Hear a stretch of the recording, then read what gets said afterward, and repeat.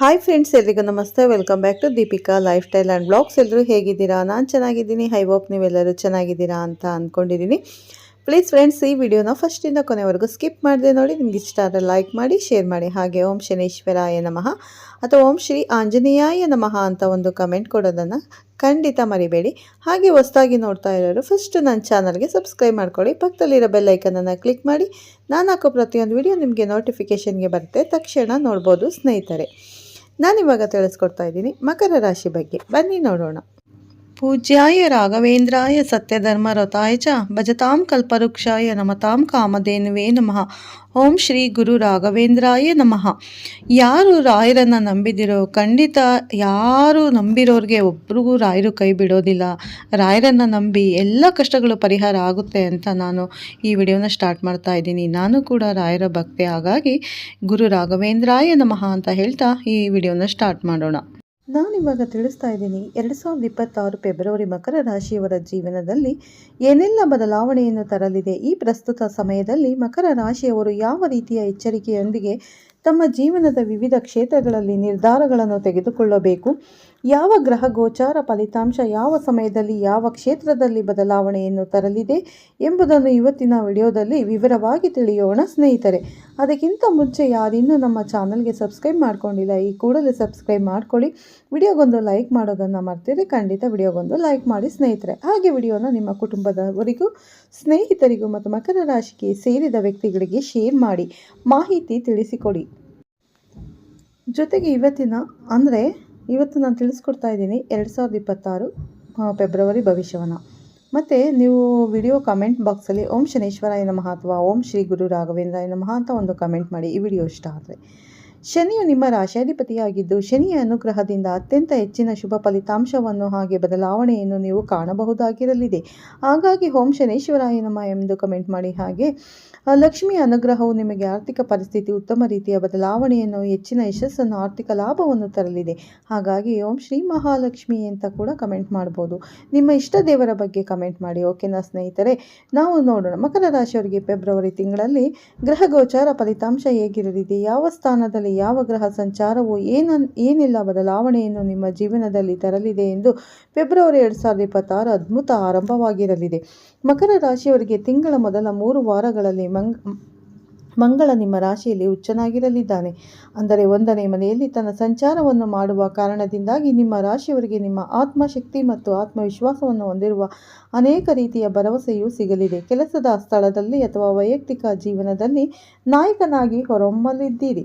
ಹಾಗೆ 2026 ಫೆಬ್ರವರಿ ತಿಂಗಳು ಮುಂದುವರೆದಂತೆ ನಿಮ್ಮ ಗಮನವು ಪೂರ್ಣವಾಗಿ ದ್ವಿತೀಯ ಭಾವ ಅಂದರೆ ಕುಂಭ ರಾಶಿಯ ಕಡೆ ತಿರುಗುತ್ತದೆ. ಇಲ್ಲಿ ಅನೇಕ ಗ್ರಹಗಳ ಸಂಗಮವಾಗಿರುತ್ತದೆ. ಆರ್ಥಿಕ ಪರಿಸ್ಥಿತಿಯಲ್ಲಿ ದೊಡ್ಡ ಮಟ್ಟದ ಬದಲಾವಣೆಯೂ ಇರಲಿದೆ. ಹಣದ ಹರಿವು ಹೆಚ್ಚಾದರೂ ಕೂಡ ಕುಟುಂಬದ ವಿಷಯಗಳು ಮತ್ತು ಖರ್ಚುಗಳು ನಿಮ್ಮನ್ನು ತಾಳ್ಮೆಯನ್ನು ಪರೀಕ್ಷಿಸುತ್ತದೆ. ನಿಮ್ಮ ಮಾತು ಮತ್ತು ಕೋಪದ ಮೇಲೆ ನಿಯಂತ್ರಣವನ್ನು ಈ ಪ್ರಸ್ತುತ ಸಮಯದಲ್ಲಿ ನೀವು ಸಾಧಿಸಬೇಕಾಗಿದೆ. ಗ್ರಹ ಗೋಚಾರ ಫಲಿತಾಂಶದಿಂದಾಗಿ ಅನೇಕ ರೀತಿಯ ಬದಲಾವಣೆಯನ್ನು ನೀವು ಫೆಬ್ರವರಿ ತಿಂಗಳ ದ್ವಿತೀಯಾರ್ಧದಲ್ಲಿ ನೋಡಲಿದ್ದೀರಿ. ಕುಂಭರಾಶಿಗೆ ಕೆಲ ಗ್ರಹಗಳು ಸಂಚಾರವನ್ನು ಮಾಡುತ್ತಾ ನಿಮ್ಮ ಜೀವನದಲ್ಲಿ ಅನೇಕ ರೀತಿಯ ಬದಲಾವಣೆಯನ್ನು ಈ ಸಮಯದಲ್ಲಿ ತರಲಿದೆ.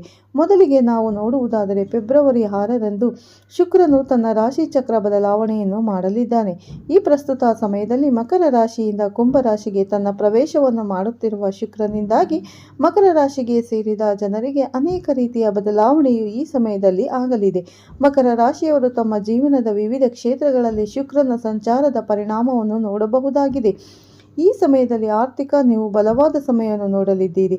ಹೊಸ ಆದಾಯದ ಮೂಲಗಳು ಹೊರಹೊಮ್ಮುತ್ತವೆ. ಕಠಿಣ ಪರಿಶ್ರಮಕ್ಕೆ ತಕ್ಕ ಪ್ರತಿಫಲ ಸಿಗುವುದರ ಜೊತೆಗೆ ಉದ್ಯೋಗ ಸ್ಥಿರತೆ ಹೆಚ್ಚಾಗಲಿದೆ.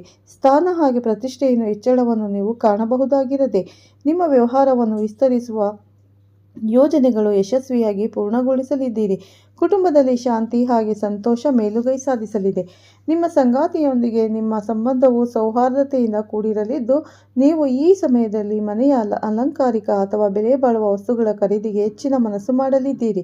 ಇದು ಶುಕ್ರನ ಸಂಚಾರದ ಪರಿಣಾಮವಾಗಿ ಪ್ರಮುಖವಾಗಿ ಈ ಪ್ರಸ್ತುತ ಸಮಯದಲ್ಲಿ ನೀವು ನೋಡುವ ಬದಲಾವಣೆಯಾಗಿದ್ದು, ಇನ್ನು ಮುಂದಿನ ಸೂರ್ಯನ ಸಂಚಾರ, ಸೂರ್ಯನ ಪ್ರಭಾವ ಹೇಗಿರಲಿದೆ ಎಂದು ನೋಡೋಣ. ಸೂರ್ಯನು ಫೆಬ್ರವರಿ 13ರಂದು ಕುಂಭ ರಾಶಿಗೆ ತನ್ನ ಪ್ರವೇಶವನ್ನು ಪಡೆಯಲಿದ್ದಾನೆ. ಇದಕ್ಕೂ ಮೊದಲು ಮೇಲೆ ಬುಧನು ನಿಮ್ಮ 2ನೇ ಮನೆಗೆ ಸಾಗಲಿದ್ದಾನೆ. ಆದರೆ ಫೆಬ್ರವರಿ 3ರಂದು ಬುಧನು ಕುಂಭರಾಶಿಗೆ ತನ್ನ ಸಂಚಾರವನ್ನು ಮಾಡುವುದರಿಂದಾಗಿ ಇದು ಸಂಪತ್ತು ಮತ್ತು ಮಾತಿನ ಮನೆ ಎಂದು ಕರೆಯಲಾಗುತ್ತದೆ. ಈ ಸಮಯದಲ್ಲಿ ನೀವು ಸಂಪೂರ್ಣ ಗಮನವು ನಿಮ್ಮ ಹಣಕಾಸು ಹಾಗೆ ಉಳಿತಾಯವನ್ನು ಹೆಚ್ಚಿಸುವುದರ ಜೊತೆಗೆ ಉತ್ತಮ ರೀತಿಯ ಬಜೆಟ್, ತೆರಿಗೆ ಯೋಜನೆ ಹಾಗೆ ಭವಿಷ್ಯದ ಹೂಡಿಕೆಯ ಬಗ್ಗೆ ನೀವು ತುಂಬಾ ಗಂಭೀರವಾಗಿ ಇರಲಿದ್ದೀರಿ. ನಿಮ್ಮ ಕುಟುಂಬದೊಂದಿಗೆ ಕುಳಿತು ಹಣದ ಸಮಸ್ಯೆಯನ್ನು ಪರಿಹರಿಸಲು ಇದು ಉತ್ತಮ ಸಮಯವೂ ಕೂಡ ಆಗಿರಲಿದೆ. ನಿಮ್ಮ ತರ್ಕದೊಂದಿಗೆ ಮಾತನಾಡುತ್ತಿದ್ದೀರಿ. ಇದರಿಂದ ನೀವು ವ್ಯವಹಾರಗಳಲ್ಲಿ ಉತ್ತಮ ರೀತಿಯ ಯಶಸ್ಸನ್ನು ಕಾಣಬಹುದಾಗಿದೆ. ಬುಧನು ನಿಮ್ಮ 8ನೇ ಮನೆಯನ್ನು ನೋಡುತ್ತಿದ್ದಾನೆ. ಇದು ನಿಮಗೆ ಇದ್ದಕ್ಕಿದ್ದಂತೆ ಅಥವಾ ಹಣ ಎಲ್ಲಿಂದಲಾದರೂ ಕೆಲವು ರಹಸ್ಯ ಲಾಭವನ್ನು ಪಡೆದುಕೊಳ್ಳುವಂತೆ ಮಾಡಬಹುದಾಗಿರಲಿದೆ. ಬೆಟ್ಟಿಂಗ್ ಅಥವಾ ಶಾರ್ಟ್ಕಟ್ಗಳ ಬದಲಿಗೆ ಸರಿಯಾದ ಯೋಜನೆಯ ಮೂಲಕ ಹಣವನ್ನು ಗಳಿಸುವುದು ನಿಮಗೆ ಉತ್ತಮವಾಗಿರಲಿದೆ. ನಿಮ್ಮ ಆಲೋಚನೆಗಳು ಕುಟುಂಬದ ಸದಸ್ಯರೊಂದಿಗೆ ಚೆನ್ನಾಗಿ ಹೊಂದಿಕೊಳ್ಳುತ್ತದೆ. ಹಾಗೆ ಇದರಿಂದಾಗಿ ಮನೆಯ ವಾತಾವರಣವು ಅಲಂಕಾರದಿಂದ ಕೂಡಿರಲಿದೆ. ನಿಮ್ಮ ಮಾತಿನ ಮಾಧುರ್ಯತೆ ಹಾಗೆ ಬುದ್ಧಿಶಕ್ತಿಯಿಂದಾಗಿ ನೀವು ನಿಮ್ಮ ಆರ್ಥಿಕ ಸ್ಥಿತಿಯನ್ನು ಗಣನೀಯವಾಗಿ ಬಲಪಡಿಸಲಿದ್ದೀರಿ.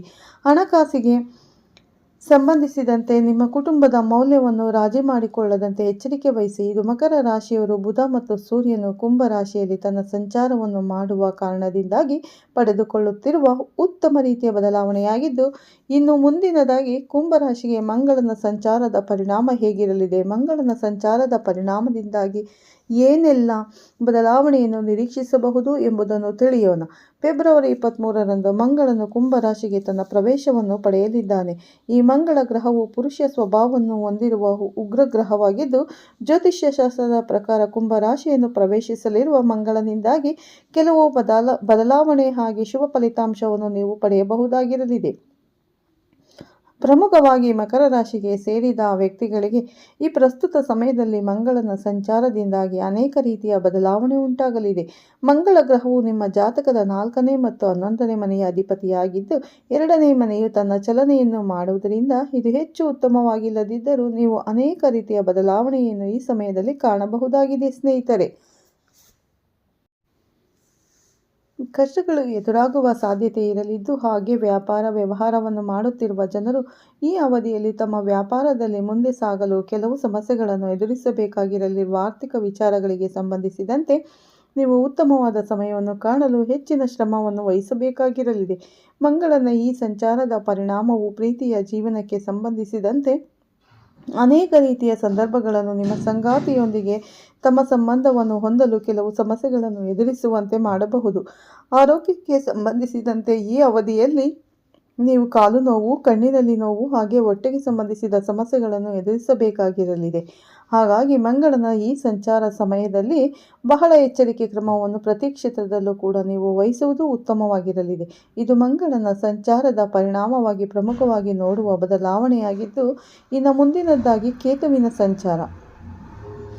ಕೇತುವಿನ ಪ್ರಭಾವ ಈ ಪ್ರಸ್ತುತ ಸಮಯದಲ್ಲಿ ಮಕರ ರಾಶಿಯವರಿಗೆ ಏನೆಲ್ಲ ಬದಲಾವಣೆಯನ್ನು ತರಲಿದೆ ಎಂದು ನೋಡೋಣ. ಫೆಬ್ರವರಿ ತಿಂಗಳಿನಲ್ಲಿ ಕೇತುವಿನ ಜೊತೆ ಚಂದ್ರನು ಕೂಡ ಸಂಯೋಗಗೊಳ್ಳಲಿದ್ದು, ಫೆಬ್ರವರಿ 3 ಸಿಂಹ ರಾಶಿಗೆ ಚಂದ್ರನು ಸಾಗಲಿದ್ದಾನೆ. ಸಿಂಹ ರಾಶಿಯಲ್ಲಿ ಈಗಾಗಲೇ ಕೇತುವಿನ ಸಂಚಾರ ಇರುವುದರಿಂದ ಸಿಂಹ ರಾಶಿಯಲ್ಲಿ ಕೇತು ಹಾಗೂ ಚಂದ್ರನ ಸಂಯೋಗವು ಗ್ರಹಣ ಯೋಗವನ್ನು ಸೃಷ್ಟಿಸಲಿದೆ. ಇದು ಜಾತಕದಲ್ಲಿ ಬಲವಾಗಿದ್ದರೆ ಈ ಪ್ರಸ್ತುತ ಸಮಯದಲ್ಲಿ ಸಂಪತ್ತು, ಸೌಕರ್ಯ, ಸೌಲಭ್ಯ ಹಾಗೂ ಐಷಾರಾಮಿ ಜೀವನವನ್ನು ನೀವು ಅನುಭವಿಸಬಹುದಾಗಿದೆ. ಸ್ನೇಹಿತರೆ, ವೃತ್ತಿ ಹಾಗೂ ಆರ್ಥಿಕ ಜೀವನದಲ್ಲಿ ಇದೊಂದು ಕಾಣದ ರೀತಿಯ ಬದಲಾವಣೆ ಈ ಪ್ರಸ್ತುತ ಸಮಯದಲ್ಲಿ ಕಾಣಲಿದೆ.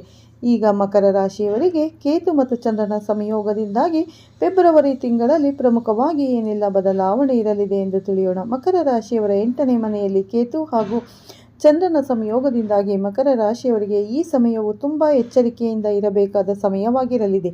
ಈ ಸಮಯದಲ್ಲಿ ಕೈಗೆ ಬಂದ ಹಣ ಮನೆ ಒಳಗೆ ಬರುವುದು ಕಷ್ಟವಾಗುವುದು. ಈ ಅವಧಿಯಲ್ಲಿ ಹಣ ಕಳೆದುಕೊಳ್ಳುವ ಸಾಧ್ಯತೆ ಕೂಡ ಹೆಚ್ಚಾಗಿರಲಿದೆ. ಹಿಂದೆ ಮಾಡಿದ ಸಾಲವನ್ನು ತೀರಿಸಲು ಕಷ್ಟವಾಗಿದೆ. ಹಾಗೆ ಹಣ ಖರ್ಚು ಮಾಡುವುದರಿಂದ ಎಲ್ಲ ಸಮಸ್ಯೆಗಳು ಬಗೆಹರಿಯುವುದಿಲ್ಲ.